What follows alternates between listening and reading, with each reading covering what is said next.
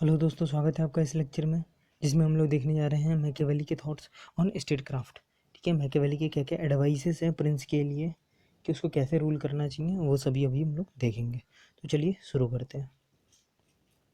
पहले कुछ हम लोग बेसिक एडवाइसेस देख लेते हैं मैकियावेली के। तो मैकियावेली का मानना है कि प्रिंस को हमेशा एग्जीक्यूट करना चाहिए रादर देन कन्फिस्केट।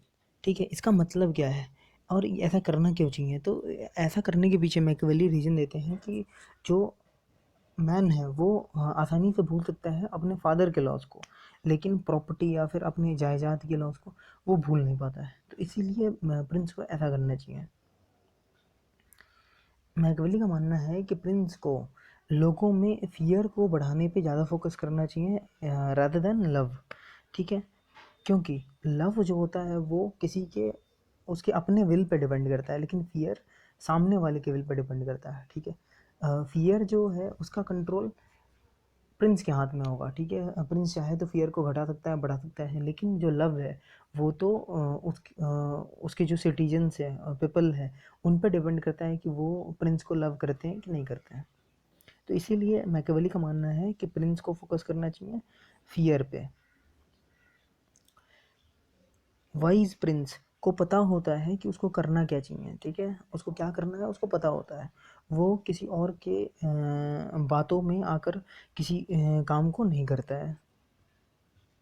अब मैकियावेली के स्पेसिफिक रिकमेंडेशन क्या क्या हैं स्टेटक्राफ्ट पे, वो हम लोग देख लेते हैं।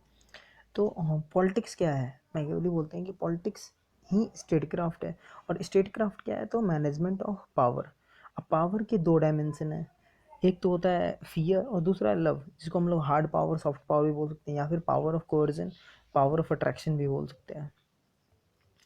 मैकियावेली मानते हैं कि प्रिंस को पता होना चाहिए कि पावर को कब यूज़ करना है, किस पावर को यूज़ करना है और कितने प्रोपोर्शन में यूज़ करना है। ठीक है, मैकियावेली बोलते हैं कि हार्ड पावर और सॉफ्ट पावर में जो हार्ड पावर है वो ज़्यादा रिलायबल है।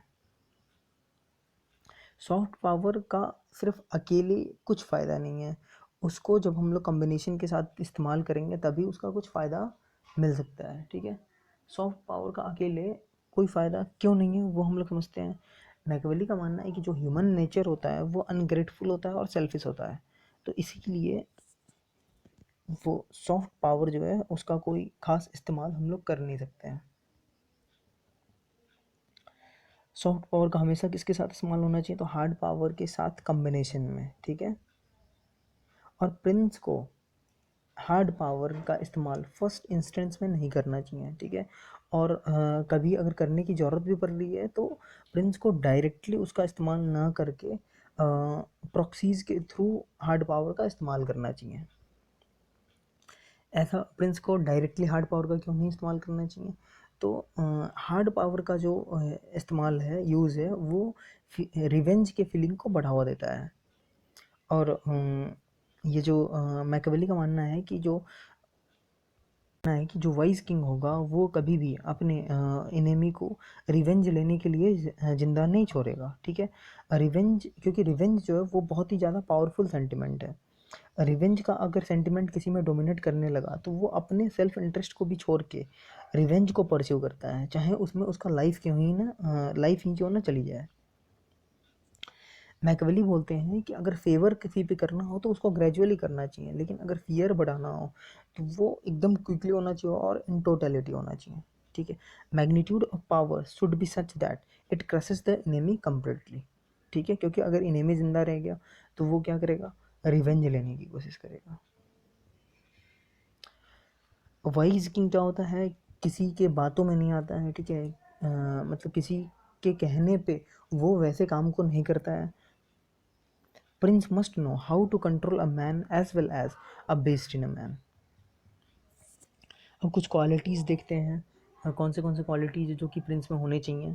तो प्रिंस मैकियावेली का मानना है कि प्रिंस जो होता है वो फॉक्स की तरह क्लेवर होना चाहिए और लायन की तरह पावरफुल होना चाहिए। अब फॉक्स की तरह क्लेवर होगा तो वो ट्रैप्स में नहीं फंसेगा, और लायन की तरह ब्रेव होगा तो वो अपने आप को डिफेंड कर पाएगा जो भी उस पर अटैक्स होंगे उस पर उनसे। और भी कुछ क्वालिटीज़ है जो कि प्रिंस में होनी चाहिए, जैसे रीज़न हो गया, करेज हो गया। ये तो प्लेटो के टाइम से बताया जा रहा है कि ये कुछ क्वालिटीज़ है जो कि होनी ही चाहिए रूलिंग क्लास में। मैकवेली भी एक बहुत ही ज़्यादा रियलिस्ट है, तो ये भी बोलते हैं कि इंटेलिजेंस और करेज तो चाहिए ही चाहिए प्रिंस में।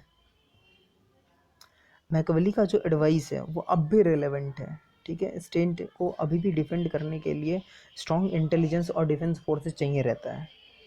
तो मिलते हैं नेक्स्ट वीडियो में, आशा करते हैं आपको समझ आया होगा।